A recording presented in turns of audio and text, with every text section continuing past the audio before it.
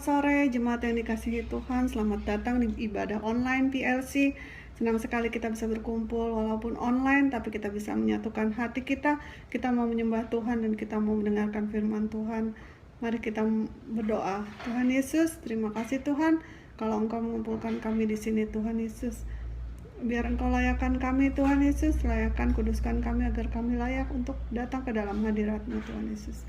Terima kasih Tuhan Yesus. Kami serahkan ibadah ini dari awal sampai akhir ke dalam tangan-Mu. Hanya di dalam nama Tuhan Yesus kami berdoa dan mengucap syukur. Amin. Alam semesta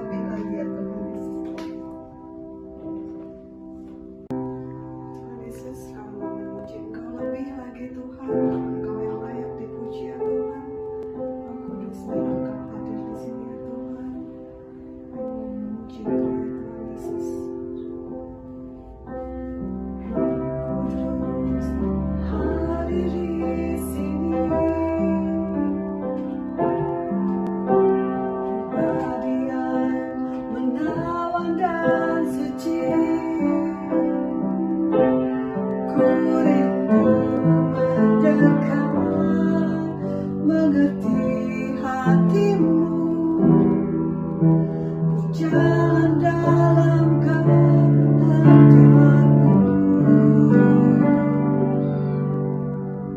Roh Kudus manis dan lembut, penolong yang sejati dan suci. Ku rindu dekat mengerti hatimu, berjalan dalam kuasa-Mu, bekerjalah ya Roh Kudus, berkatalah lebih lagi urapanmu, lawatanmu, Kaulah yang ku perlu, Kau terutama di hidupku.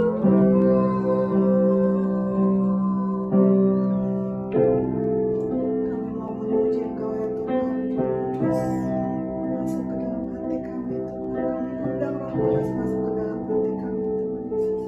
Roh Kudus manis dan lembut,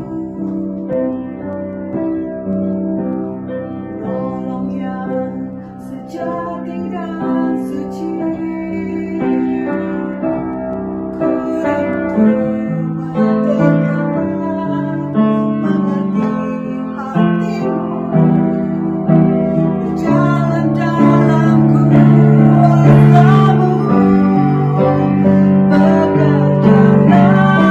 ya Roh Kudus, berkatalah lebih lagi urapanmu, lawatanmu, Kaulah yang ku perlu, Kau terutama di hidupku. Mari kita nyanyikan lagi sama-sama. Bekerjalah ya Roh Kudus, berkatalah lebih lagi urapanmu, lawatanmu, Kaulah yang ku perlu, Kau terutama di hidupku. Terima kasih Tuhan, Engkau yang terutama di hidup kami Tuhan Yesus. Ya, Engkau yang menjadi Raja ya Tuhan di dalam hidup kami ya Tuhan. Terima kasih Tuhan Yesus. Kalau kami mau mendengarkan firman-Mu Tuhan, biar Engkau layakkan keresahan kami Tuhan Yesus, agar kami layak untuk masuk ke dalam hadirat-Mu Tuhan. Kami serahkan semua ke dalam tangan-Mu. Hanya di dalam nama Tuhan Yesus kami berdoa bersyukur. Amin. Shalom, saudara yang kami kasih di dalam Tuhan Yesus Kristus. Pada saat ini kami akan menyampaikan kembali firman Tuhan yang diambil daripada 1 Korintus 1 ayat 27 dan ayat 28. Saya akan membacakan firman Tuhan. Ayat 27 dari 1 Korintus 1, tetapi apa yang bodoh bagi dunia dipilih Allah untuk memalukan orang-orang yang berhikmat. Dan apa yang lemah bagi dunia dipilih Allah untuk memalukan apa yang kuat. Dan apa yang tidak terpandang dan yang hina bagi dunia dipilih Allah, bahkan apa yang tidak berarti dipilih Allah untuk meniadakan apa yang berarti. Amin. Nah, firman Tuhan ini saya beri judul kecil tetapi dahsyat. Small but significant. Dunia pada umumnya, kalau mereka memilih orang, pasti orang-orang yang punya kedudukan, orang-orang yang terpandang, orang-orang yang mulia, orang-orang yang punya pendidikan yang cukup tinggi. Tetapi di sisi Tuhan, bahwa Tuhan bisa memilih, memakai orang-orang yang tidak terpandang sebagai alat pilihannya. Nah, kita melihat cara Tuhan ini sungguh berbeda sekali. Daud sebagai pilihan daripada Tuhan. 3 kakaknya, itu semua adalah orang-orang yang perawakannya tinggi besar, orang-orang yang sudah bekerja pada Raja Saul. Kenapa Daud itu dipilih oleh Tuhan? Tuhan tidak memilih mereka yang secara performa. Mereka itu gagah, mereka itu kelihatannya besar dan sebagainya. Tapi Tuhan memilih itu orang-orang yang hatinya benar-benar Tuhan tahu bahwa Daud adalah pilihan daripada Tuhan. Nah, kita lihat terlebih dahulu siapa itu Daud. Nah, latar belakang daripada Daud terdapat di dalam 1 Samuel 17 ayat 34 ayat 36 dikatakan bahwa Daud adalah gembala kambing domba. Gembala kambing domba. Saudara, pekerjaan sebagai gembala itu adalah pekerjaan yang hina, pekerjaan yang remeh, pekerjaan yang tidak terpandang. Itulah pekerjaan daripada Daud yang dikatakan hanya beberapa ekor. Masih lumayan kalau mungkin ratusan atau ribuan ekor, itu masih lumayan. Berarti dia gembala kambing domba yang cukup besar. Tapi hanya beberapa ekor. Nah, kemudian Daud merupakan anak yang seakan-akan diabaikan. Bagaimana kita tahu yaitu diabaikan? Tidak terpandang dalam keluarganya. Pada waktu dikatakan Nabi Samuel datang, Tuhan perintahkan untuk mengurapi salah satu anak daripada Pak Isai. Semuanya sudah keluar dan Tuhan berkata bukan. Nah, pada saat semuanya sudah keluar, Nabi Samuel bertanya kepada Bapak Isai, masih adakah anakmu yang lain? Nah, baru rupanya Pak Isai, bapak daripada Daud, baru ingat, oh masih ada satu, tinggalan. Nah, itulah Daud. Dan saat itu Tuhan berkata, inilah orangnya. Saudara, yang perawakannya tidak seberapa, yang tidak dalam keluarga tidak terpandang. Perawakannya tidak seberapa. Nah, di sini tapi kita lihat bagaimana Tuhan bisa pakai dengan heran. Tuhan bisa pakai dengan luar biasa, yaitu Daud. Nah, pada saat kemudian Israel berhadapan dengan musuh, yaitu bangsa Filistin. Dari bangsa Filistin itu muncul yang lawannya mereka, yaitu yang bernama Goliat. Goliat tingginya 6 hasta sejengkal, atau kira-kira 3,2 meter. Saudara bayangkan sejenak, ya, kalau katakanlah Goliat ini masuk ke rumah-rumah yang normal, yang kira-kira tidak ada 3 meter pintu-pintunya, maka Goliat harus menunduk. Karena tingginya 3,2 meter. Nah, ini kita boleh katakan ya seperti raksasa. Nah, kemudian Goliat itu memakai baju sirah. Baju sirah itu pakaian perang dari baja, nah dari besi, yang beratnya 57 kilo. Saudara bisa bayangkan kalau orang membawa beban 57 kilo, itulah yang dikatakan Goliat. Dan kemudian mata tombaknya daripada besi. Mata tombak itu, ujung tombak itu, yang beratnya 7 kilogram. Saudara bisa bayangkan sejenak, berat daripada mata tombak Goliat itu 7 kilo. Nah, kemudian di depan daripada Goliat ada seorang pelayannya yang membawa perisai berjalan di depan. Kemudian saat itu dikatakan Goliat menantang Israel satu lawan satu. Nah, kita lihat apa yang terjadi. Pada waktu itu Israel, dari rajanya, yaitu Raja Saul, sampai semua panglima-panglimanya, mereka gemetar, ketakutan. Mereka tidak tahu apa yang harus mereka perbuat. Mereka sangat-sangat ketakutan, karena Filistin itu aja merupakan musuh bebuyutan mereka. Dan saat itu Goliat yang perawakannya begitu rupa, yang seperti raksasa, membuat mereka benar-benar yaitu ketakutan sekali. Nah, kita lihat saudara, siapa orang yang tidak mengalami ketakutan pada saat itu? Itulah Daud. Daud yang datang ke tempat itu bukan untuk berperang sebenarnya. Daud disuruh oleh bapaknya Pak Isai untuk menengok kakak-kakaknya dan kemudian membawakan makanan. Jadi kedatangan Daud ke tempat itu bukan untuk berperang, tetapi hanya mengunjungi, menengok kakak-kakaknya. Nah, inilah kedatangan daripada Daud.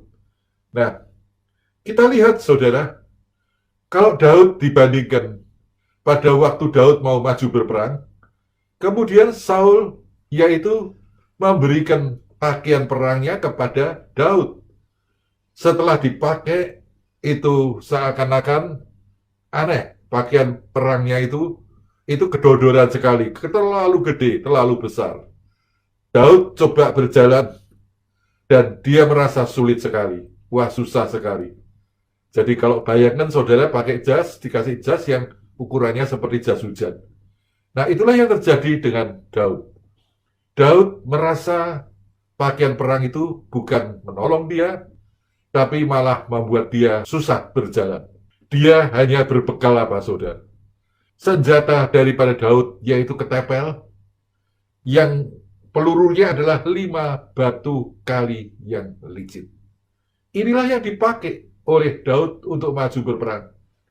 Di sisi yang lain, Goliat pakai tombak, pakai lembing, pakai pedang, kemudian pakai ketopong. Nah, itulah pakaian, kemudian baju sirah dan sebagainya. Lengkap dengan pakaian perang, dengan senjata. Dan tingginya tadi dikatakan 3,2 meter. Sesuatu pertandingan yang seakan-akan mission impossible. Sesuatu yang tidak masuk akal. Kalau orang menebak, pasti ya yang kalah adalah Daud. Pertempuran yang seakan-akan tidak seimbang, itu yang terjadi. Nah, kita lihat terlebih dahulu bagaimana Daud bisa menang. 1 Samuel 16 ayat 13. Samuel mengambil tabung tanduk yang berisi minyak itu dan mengurapi Daud di tengah-tengah saudara-saudaranya. Sejak hari itu dan seterusnya, berkuasalah roh Tuhan atas Daud. Lalu berangkatlah Samuel menuju ke Rama. Nah, kita melihat hal yang pertama. Roh Tuhan berkuasa atas Daud. Ini sesuatu yang tidak kelihatan. Roh Allah itulah Tuhan yang berkuasa atas diri daripada Daud. Saul itu juga diurapi oleh nabi yang sama. Mengapa itu berbeda, saudara? Saul diurapi. Roh Allah itu pertama tinggal dalam diri daripada Saul. Lihat dalam perjalanan hidupnya, Saul tidak taat. Saul tidak memiliki ketaatan. Nah, itulah yang membuat dia jatuh. Kemudian hal apa lagi? Saul, dia yaitu hatinya dengki, hatinya jealous terhadap Daud. Pada waktu mereka berperang, kembali dari perang, di mana dikatakan wanita-wanita menyanyikan bahwa Daud diperhitungkan berlaksa-laksa, tetapi Saul hanya beribu-ribu. Nah, Saul mikir, Yang satu berlaksa-laksa, laksa-laksa itu puluhan ribu. Kepada Saul hanya diperhitungkan beribu-ribu. Wah, sambil mereka dengar lagu, sambil mereka berjalan, sambil Saul mikir, wah, ini bahaya. Kedudukanku sebagai raja bahaya. Nah, oleh karena itu timbul satu perasaan dengki pada diri daripada Saul. Katakan bahwa ia telah kutolak sebagai raja atas Israel. Ini pernyataan daripada Tuhan kepada Nabi Samuel. Nah, Nabi Samuel diutus kepada keluarga Isai untuk mengurapi Daud. Nah, kita melihat saudara bahwa itulah Daud adalah orang pilihan daripada Tuhan. Saul dipilih karena perawaannya dia tinggi besar. Perawaannya begitu elok. Dia lebih tinggi daripada orang-orang sebangsanya. Gagah, ganteng, itulah Saul. Tapi perawaan daripada Daud kecil. Seperti remaja, kecil. Nah, inilah perbedaannya. Tapi kita melihat sisi yang lain. Roh Tuhan berkuasa atas Daud. Yang kedua kita melihat Daud mendengar Goliat menantang Israel. Orang Israel mereka ketakutan. Mereka lari dari hadapan Goliat. Tidak ada satupun yang berani, saudara. Dari rajanya yaitu Raja Saul, kemudian sampai yaitu kepada panglima-panglimanya, tentara-tentaranya, tidak ada satupun yang berani daripada pihak Israel. Nah, tepat pada saat itulah Daud muncul. Di tengah-tengah situasi yang tidak menentu. Di tengah-tengah situasi yang kita boleh katakan tidak ada kepastian atau juga sedang dalam keputusasaan. Daud muncul. Pada awalnya Daud bukan yaitu maju berperang. Daud hanya disuruh oleh Bapak Isai, ayahnya, untuk menengok kakak-kakaknya. Tapi kita melihat bagaimana Daud dia akhirnya menjadi orang yang dipilih oleh Tuhan. Pada waktu Daud diantar kepada Raja Saul, apa yang dia lakukan? Daud bersaksi, pekerjaanku tidak lain adalah penjaga kambing domba. Pada waktu dikatakan ada binatang buas, pada waktu ada singa, ada beruang itu datang menyerang. Maka aku menghadapi, aku menghajar, aku membunuh. Nah, Daud berkata, Tuhan juga akan melepaskan aku dari tangan orang Filistin. Nah, kita melihat pada awalnya Saul, dia berkata kepada Daud, "Nak, engkau masih muda." Nah, Goliat itu adalah menjadi tentara sejak dari muda. Engkau tidak mungkin bisa mengalahkan dia. Inilah sikap daripada Saul pada awalnya. Dia mengatakan kepada Daud, "Nah, tidak mungkin engkau bisa menghadapi dia." Ini adalah satu pernyataan, yaitu secara manusia. Secara manusia, Saul melihat Daud itu seperti anak-anak remaja. Nah, Goliat itu tingginya 3,2 meter, pakai pakaian perang yang lengkap, senjata perang yang lengkap. Nah, engkau tidak mungkin engkau bisa menang. Tapi karena Daud, dia ngotot. Nah, kita melihat akhirnya Saul berkata, "Silahkan engkau maju berperang melawan Goliat. Nah, kita melihat bahwa pakaian perang daripada Saul itu dipakaikan kepada Daud, tapi Daud merasa kedodoran, dia tanggalkan. Jadi kita lihat Daud dia hanya maju dengan pakaiannya yang biasa saja. Nah, bagian yang keempat, 1 Samuel 17 ayat yang ke-40. Lalu Daud mengambil tongkatnya di tangannya, dipilihnya dari dasar sungai, 5 batu yang licin, ditaruh dalam kantung gembala yang dibawanya, yakni tempat batu-batu, sedang umbannya dipegangnya di tangannya. Demikianlah ia mendekati orang Filistin itu. Nah, kita lihat di sini bahwa peperangan itu akan segera terjadi. Daud dia berkata, "Aku mendatangi engkau dengan nama Allah semesta alam. Dialah yang akan memberikan kemenangan kepadaku." Daud dia tanpa bekal senjata yang lengkap maupun pakaian perang.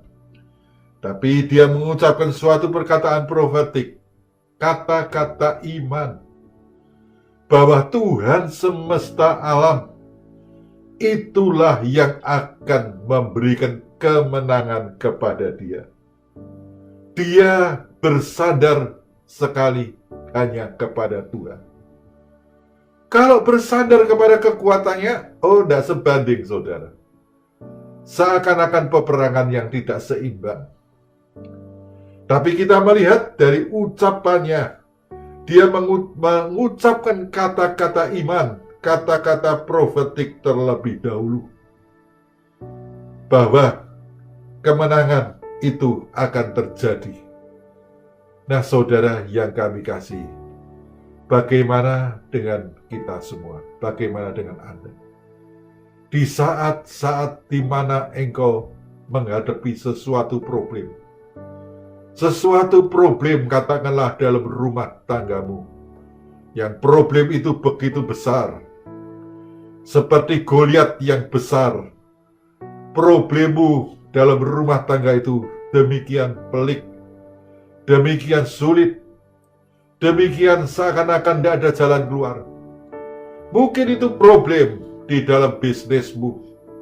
Engkau menghadapi sebuah tantangan yang cukup besar. Goliat itu adalah musuh yang tidak bisa ditandingi. Nah, saat-saat apalagi saat COVID-19 ini, di mana banyak orang-orang yang mengalami kelesuan, bahkan tidak jarang yang mengalami kebangkrutan. Nah, bagaimana saat-saat kondisi bisnismu dalam kondisi yang sulit, dalam kondisi yang sukar, di mana seakan-akan begitu berat, begitu besar tantangan itu? Apa yang akan engkau lakukan? Kalau engkau sedang mengalami hal itu, bagaimana tindakanmu? Apakah hanya dengan kekuatanmu? Saya rasa itu tidak ada artinya. Pada waktu bangsa Israel, yaitu menghadapi di depan Laut Kolsom, di belakang adalah tentara Firaun. Tidak ada jalan lain, saudara. Tinggal pilihannya adalah berhenti, yaitu menyerahkan nasib, atau maju, yaitu menerjang di depan Laut Kolsom. Mereka seakan-akan tidak pernah berpikir jalan mereka keluar ada di dasar daripada Laut Kolsom. Kemudian Tuhan berkata kepada Musa, pukulkanlah, yaitu tongkatmu kepada laut itu. Nah, saudara, pukulkanlah. Nah, kita lihat, saudara, pada saat itu dipukulkan, kita melihat lautan itu dibelahnya. Kita melihat jalan itu terbuka.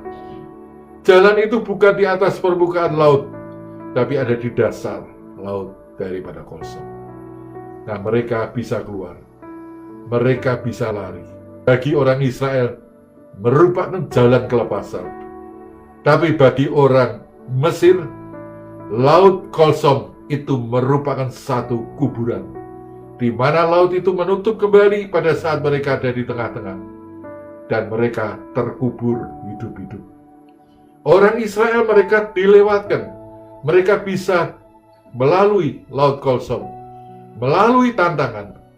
Nah, saat ini saudara, apa yang sedang kau hadapi? Kalau engkau menghadapi satu tantangan yang cukup pelik dalam kehidupanmu, mungkin dalam bisnismu, tantangannya begitu besar, engkau seakan-akan tidak sanggup, engkau seakan-akan tidak mampu lagi mengatasi. Mari, saya menghimbau saudara yang kami kasih, berserulah kepada Tuhan. Dia sanggup menolong saudara dan saya. Dia Allah yang hidup. Dia mampu menolong saudara dan saya dengan cara yang dahsyat, dengan cara yang luar biasa. Mungkin saat-saat ini, pada saat COVID-19 ini, banyak orang mengalami kelesuan, bahkan mereka kebangkrutan, rumah tangga yang juga resah.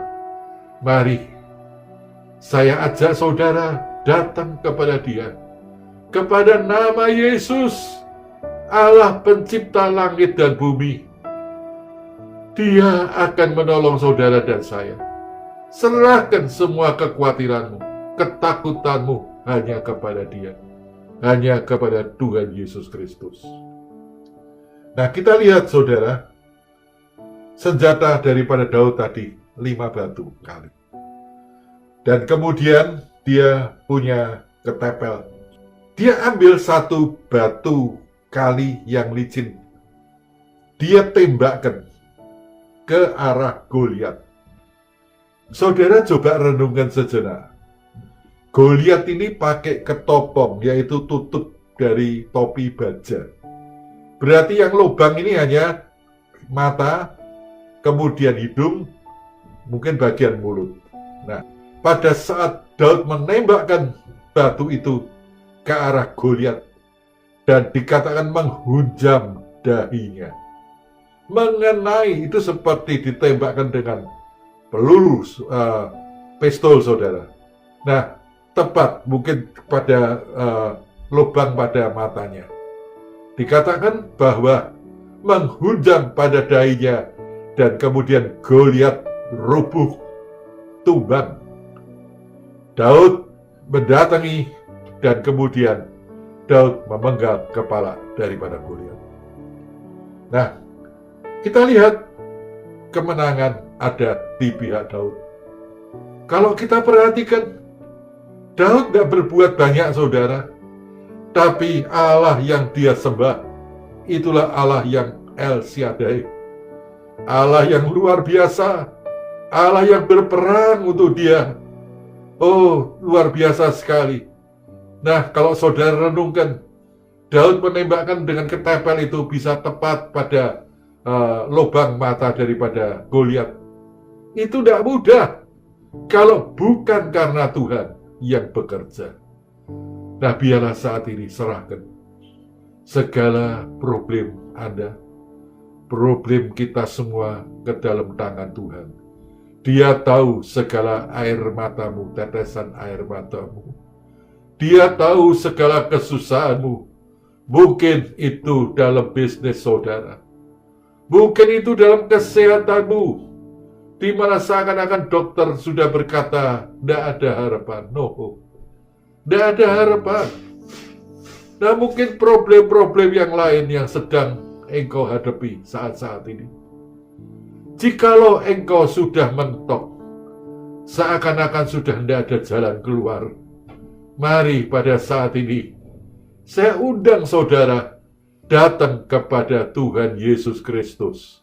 Dialah Allah yang hidup, Dia Allah yang perkasa. Serahkan segala masalahmu ke tangan Tuhan, Allah yang hidup, Allah yang perkasa. Dia akan buka jalan. Di saat tidak ada jalan, Dia sanggup menolong saudara. Mungkin Anda yang saat ini sedang sakit. Dokter berkata, oh sudah tidak ada harapan. Jangan takut. Tuhan akan menyertai hidupmu. Tuhan akan menolong saudara. Mungkin itu bisnismu yang seakan-akan di mana orang sudah tidak tahu jalan keluarnya. Oh, Tuhan sanggup menolong saudara, menolong kita semua. Mari, datanglah kepada Dia pada malam hari ini. Serahkan segala ketakutanmu, kekhawatiranmu kepada Dia. Dia sanggup melakukan segala perkara, dan tidak ada yang mustahil di dalam nama Tuhan Yesus Kristus. Terima kasih, Tuhan Yesus memberkati. Amin. Saya akan mengajak saudara untuk berdoa. Kami mengucapkan syukur dan terima kasih Tuhan pada saat ini. Kami telah mendengar kebenaran daripada sabda-Mu. Meteraikan itu dalam lubuk hati kami, sehingga firman-Mu bertumbuh berbuah-buah dalam kehidupan kami pribadi lepas pribadi. Tuhan, bagi kami anak-anak-Mu yang saat ini menghadapi problem, bukalah jalan. Kami percaya melalui kebenaran firman-Mu, Tuhan, ada jalan kelepasan, ada pertolongan Tuhan, di dalam nama Tuhan Yesus Kristus. Terima kasih Tuhan, yang letih lesu, Tuhan saat ini Engkau jamah, Engkau lawat anak-anak-Mu Tuhan. Oh, mereka yang tidak berdaya saat ini, Tuhan, oleh kuasa darah-Mu Tuhan, Engkau menguatkan mereka. Oh, membangkitkan mereka Tuhan. Terima kasih Tuhan, terima kasih keluarga-keluarga juga yang berputus asa. Tuhan, Engkau yang lawat, Engkau yang akan sertai keluarga-keluarga di dalam Engkau, dan Engkau memberikan mereka kemenangan demi kemenangan. Kami berdoa Tuhan untuk gereja-Mu Tuhan, oh supaya terjadi pemulihan. Oh Tuhan, kami bisa beribadah kembali kepadamu. Terima kasih Tuhan Yesus, kami serahkan doa kami hanya di dalam nama Tuhan Yesus Kristus. Hamba-Mu telah berdoa dan mengucap syukur. Amin.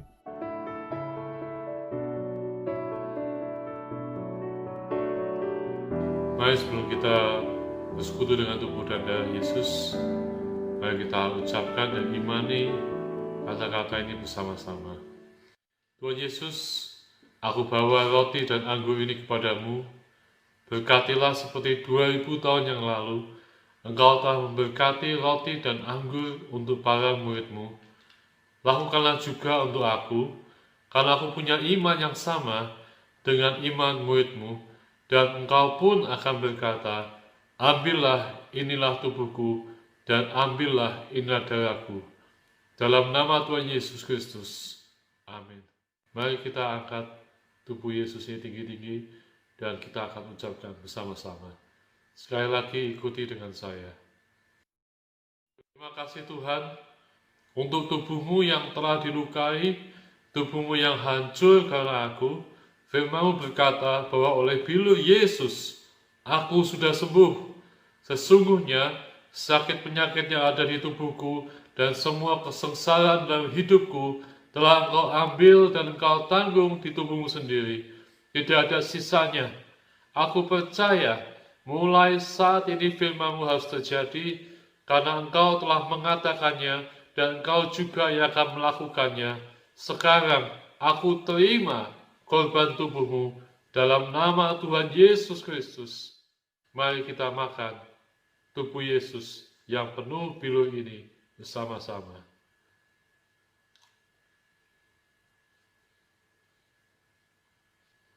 Ini adalah darah Yesus yang tercurah buat kita. Mari sebelum kita minum darah Yesus ini, kita sekali lagi ucapkan bersama-sama dan kita imani, kita terima kuasa darah Yesus itu dalam hidup kita. Mari kita ucapkan bersama-sama. Terima kasih untuk darah-Mu yang tercurah dari sekujur tubuh-Mu untuk aku. Firman-Mu berkata, Engkau menebus aku dari dosa, kesalahan, pelanggaran, dan pemberontakanku. Dengan darah-Mu, darah Yesus Kristus, Engkau menebus aku dari cara hidupku yang sia-sia, yang aku warisi dari nenek moyangku. Dengan darah-Mu, darah Yesus Kristus, Engkau telah menebus aku dari segala kutuk, kutuk atas tanah, kutuk karena penyembahan berhala, kutuk turunan dari nenek moyangku, kutuk kemiskinan, kutuk kemalasan, kutuk pengangguran, kutuk kebodohan, kutuk mengembara, kutuk dihina orang, kutuk ditipu orang, kutuk perceraian, kutuk perzinahan, kutuk percekcokan, kutuk dililit hutang, kutuk dikuasai penyakit, kutuk dikuasai masalah, kutuk dikuasai kegagalan. Semua kutuk dalam hidupku sudah ditebus oleh darah Yesus Kristus. Dalam nama Tuhan Yesus Kristus, mari kita minum darah Yesus ini. Amin.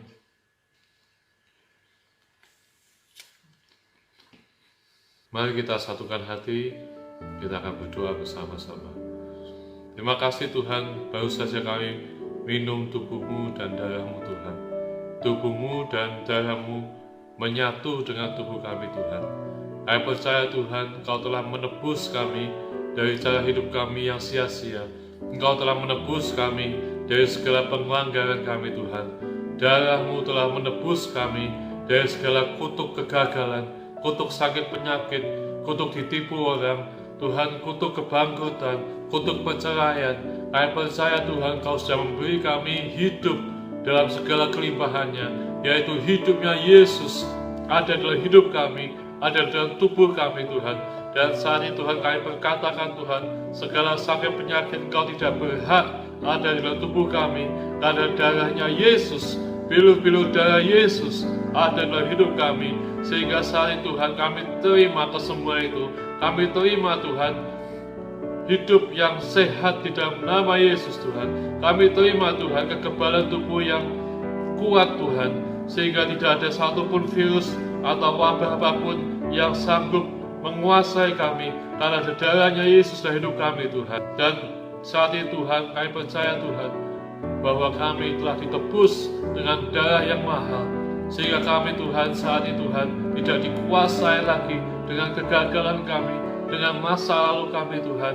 Kami percaya Tuhan, apapun yang telah terjadi di masa lalu kami Tuhan, kami percaya Tuhan oleh darah Yesus Tuhan, kami boleh melepaskan pengampunan kepada siapapun yang telah menyakiti kami Tuhan. Terhadap apapun yang telah terjadi Tuhan, kami percaya Tuhan, kami bisa memaafkan diri kami terlebih dahulu Tuhan. Dan kami percaya ketika kami membuka lembaran yang baru bersama dengan Kau Tuhan, kami boleh berjalan sehari demi sehari demi sehari dengan perjalanan iman dengan Kau. Kami tahu Tuhan, rancangan-Mu adalah rancangan hari depan penuh dengan pengharapan. Kami imani itu Tuhan di dalam nama Yesus Tuhan. Kami tidak perlu khawatir, kami tidak perlu kecewa, karena hidup kami tidak ditentukan oleh masa lalu kami. Hidup kami ditentukan dengan perjalanan bersama dengan Yesus, karena kami tahu kami nggak mampu berjalan sendiri Tuhan. Oh, terima kasih Tuhan, Kau memberkati Tuhan setiap keluarga demi keluarga Tuhan. Diberkati Tuhan usahanya, pekerjaannya Tuhan, selalu naik dan tidak pernah turun. Itu janji-Mu Tuhan, kami terima Tuhan. Kami akan terus Tuhan menjadi kepala dan bukan ekor. Kami terima itu Tuhan, bisnis kami akan selalu maju dan sukses Tuhan. Kami terima di dalam nama Yesus. Keluarga-keluarga yang mendengarkan pada saat itu Tuhan, kami terima Tuhan, ada kedamaian, ada sukacita, ada unity Tuhan. Kau berkata ketika ada sehatian, ada unity, di situ berkat itu mengalir. Kami terima itu Tuhan, berkat itu mengalir dalam keluarga kami Tuhan. Ada kebahagiaan, ada kasih yang melingkupi keluarga kami Tuhan.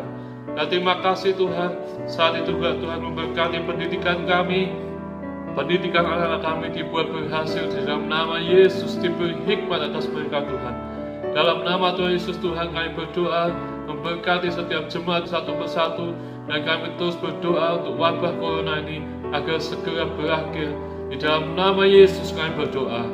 Amin.